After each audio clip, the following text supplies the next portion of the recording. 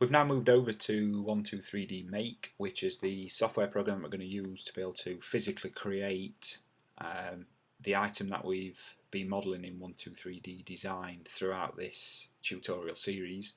And as I've opened the software, the first thing I've done is I've signed into my Autodesk account so that I can access the cloud-based storage of the projects that I've created. So to do that, I'm going to go down to Open, and I'm going to open from my projects,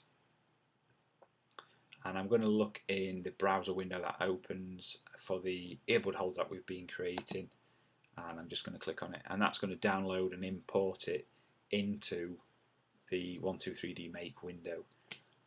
Now, if you'd not saved it in 123D Design to your projects area, you can still access your model by going to the open from my computer, and then browsing for the location using Explorer or Finder to find the file that you'd created, and when you click on it, it'll import just like the other one has done.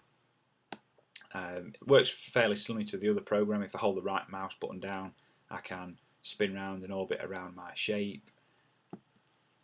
By default, the program comes with a few materials already pre-input, but I guess, like me, you're going to want to start adding a few more, so I thought I'd show you how to do that, as it's not that straightforward. So I've already created one here, acrylic 3mm, but what we'll do is I'll delete that one in a moment, and I'll show you how I've created that one. It's probably the kind of material you're going to use a lot of if you do quite a bit of laser cutting at your school.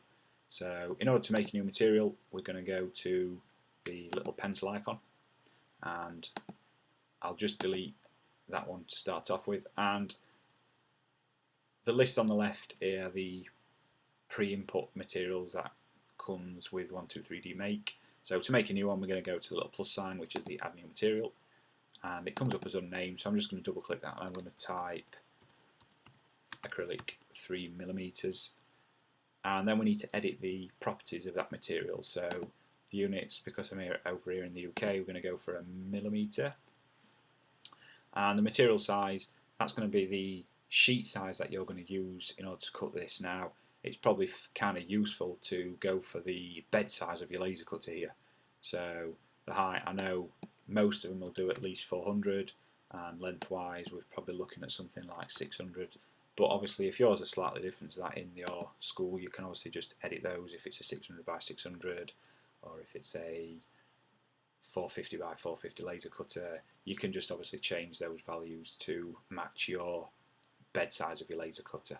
And thickness wise, nominally we're going to go for a 3mm thickness here. However, again, depending on your supplier, you might find that this varies from 2.9 to 3.1, or definitely the place that I usually buy mine from does vary by colour sometimes. So it might be that you want to set up a material and have different colours and their corresponding thicknesses, just to make it slightly easier for the pupils and students. The other two parameters just down here, the cutting tool parameters, we're going to leave by default. Now the slot offset is just the amount of gap either side of the piece that you're going to put in, and we'll see how it's going to slice it up in a moment, but I've used quite a few examples, and this default value seems to be fairly decent. So when you're happy with that, we're going to click the Done button, and that's now input this new material. So if I go back to my drop down box, I can see at the bottom I've got this acrylic 3mm, and the object that it's pulled in, we'll just reset it to millimeters, and you can see that it's not actually the same size as what I created in 123D Design, and that's because it's pulled it in with using a uniform scale. So what I'm going to do is I'm just going to select the original size button, and that's now pulled it in with the same size that I created, so it should be 60mm in diameter and something like 34, 35 if I remember rightly high, and that's, you can see that's the right sort of values that we're expecting just in the three boxes to this side. So what we need to tell 123D Make is the way we want to construct our model. And again, there's a few different options here. I don't really want to go through them all in this video because it'll just go on for hours. So we'll just look at the stack slicers, which is probably one of the more common ones.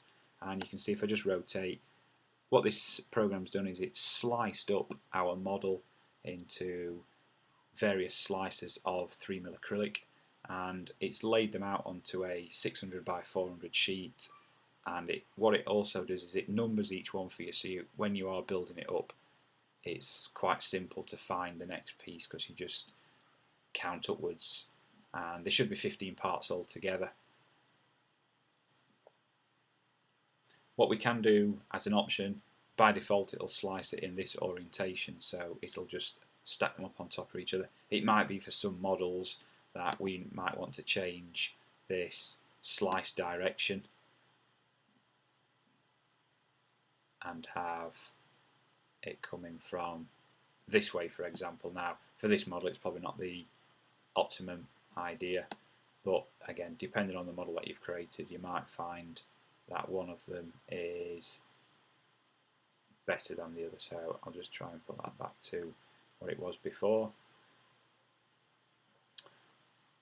We can also go down to the assembly steps, and if I go back to the start on this item and just scroll through, it shows you the steps and also highlights which one it's asking for on the next one. So you can see if I just go back, we've started out with piece number 1, 2, 3, and so on, going up. And the blue lines, I guess you could push some bits of wire through or something to try and hold them all together, although if you're using cardboard like this model is, you're probably just going to use some type of glue just to stick it all together.